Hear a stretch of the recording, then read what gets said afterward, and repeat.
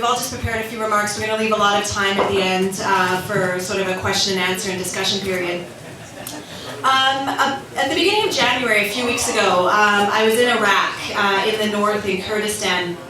As part of the visit, I was touring a displaced persons camp for people who had been displaced, largely because of ISIS or Daesh. By a lot of camp standards, it wasn't bad. Everyone was living in a caravan, and each caravan had a small kitchen and a small bathroom.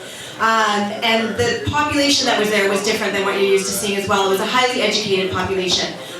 One guy I talked to was a chemical engineer, and his wife had a degree in engineering. Unfortunately, they were both unemployed and living in the camp, but a very different situation than what we're used to seeing in a lot of these areas. But life was still really hard there, despite the fact that it was a different income level. And stories of escaping ISIS or Daesh were everywhere.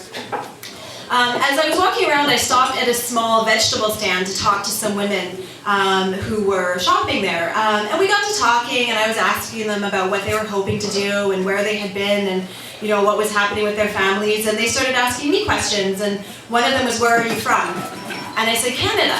And one of the women smiled, and through the translator she said, "My brother just went to Canada a month ago."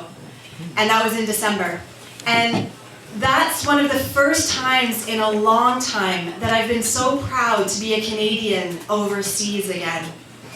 As they've been saying, we're back. We're back on the global stage, but we have a really long way to go. So this talk is titled, "Why Should I Care?"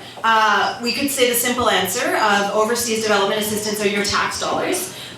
Overseas development assistance works out to about $140 a person in the country, so you should care about where your money is going. But if we do that, we're really minimizing why we do aid and development as a country in the first place. We do it because there's countries and regions and people out there who need our support.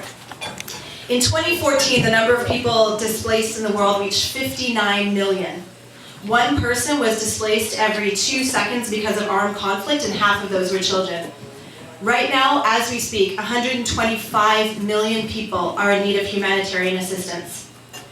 Interesting though, in the past 3 years, the amount of emergencies the international humanitarian system has responded to has actually decreased, but the number of people affected by the emergencies that are there has increased. So we see this in Syria. While it's considered sort of one emergency, the amount of people affected is huge in comparison to emergencies that we were seeing maybe a decade ago.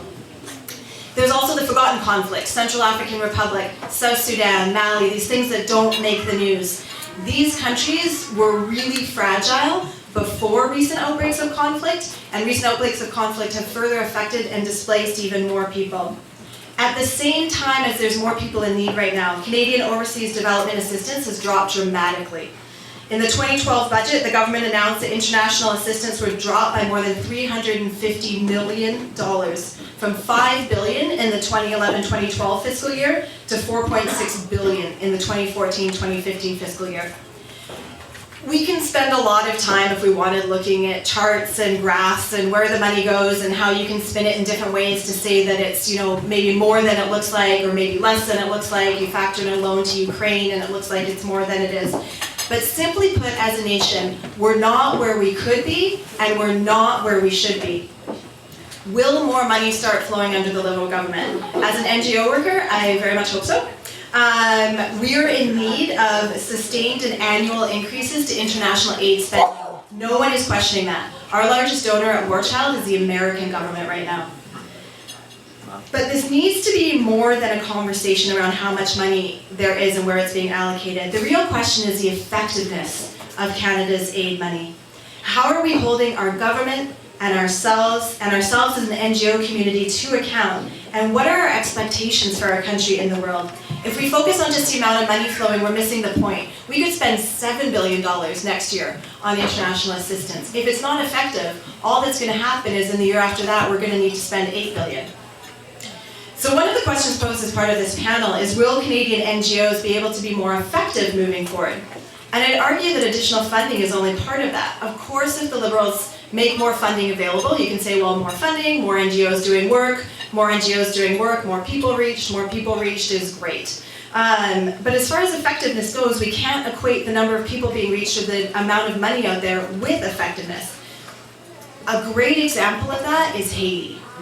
After the earthquake I'm seeing a lot of nodding in the room. From 2010 to 2012, the international community raised $6 billion for Haiti. Right now, where are we at? We have a frustrated local population, minimal change, and basically donor fatigue at the moment. During the quake, 4,000 schools and 300,000 homes were damaged and destroyed. 4 years after the quake, by 2014, where were we? Of the 4,000 schools destroyed, about 650 had been repaired. And of the 300,000 homes gone, 21,000 had been rebuilt, and about 100,000 temporary homes had been constructed. 80,000 Haitians are still without a roof over their heads today. 4 years and $6 billion later.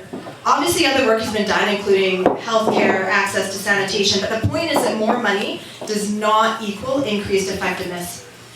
There's a lot of room right now for Canada to reposition itself as a global leader in international aid and development, but it's a lot more complicated than just spending more money. You could argue that a good first step of that was bringing Syrian refugees here just before Christmas, and it was. We showed the world that our doors are open. We're a real leader in that. We showed America that you don't have to be afraid of entire populations. But there's also an opportunity for us to be a leader in how aid is delivered, how we measure effectiveness, and how we commit the aid to helping the populations that need it. So to that end, there's 5 points that I myself would like to see us focus on moving forward. Point number 1, we need to stay the course on some initiatives. Initiatives like maternal, newborn, and child health. The Conservatives invested a lot of money in it. We need to look at what has worked under that initiative, what maybe hasn't worked, and keep the investments going. We're not going to see long-term change if we keep changing our priorities every 3 years. Point number 2, and I'm pretty sure this is going to be echoed by everybody else, we need funding based on policy and evidence and best practices, not ministers' or government's personal agenda. The fact that foreign affairs under the last government had a wildlife project goes to show that policy and policy development just wasn't there. And this comes back to what I was saying about the effectiveness of aid. If we know what is effective and what's working, our policies and agendas will be more effective. 3, we need a government willing to find a balance between delivering aid and eliminating need. While emergency aid is critical and life-saving, we also need to get ahead of the game in some situations and have long-term investments. Investments in healthcare, education, and climate change, amongst others, will, in the long term, reduce the need on the very aid that we're talking about right now. We as NGOs need to be focused on how to put ourselves out of business. Instead of waiting for the next Ebola crisis, let's invest in healthcare systems to prevent it even happening. Point 4, we need an aid system that promotes cooperation and collaboration and not competition. The system is set up to encourage competition. Competition for funding, competition for best results, competition for attention in the media. And this is somewhere where Canada and Canadian NGOs could really show the world and really position themselves as a leader of changing what is essentially a broken system. And finally, number 5, we need flexible funding models. Right now, long-term funding is considered 3 to 5 years. Imagine if someone said to you, we're going to take a long-term approach to your child's education and put them in school for 3 years. And we'll see what happens. And these are the funding mechanisms that we're working with right now. 5 years is a dream amount of funding to get. We need funding that's flexible and adaptable. We need funding that promotes local accountability. And we need funding that ultimately builds up local institutions to take over their own aid and their own development and really eliminate the need for us as international NGOs in the first place. I am going to leave it there and turn it to Melissa. First,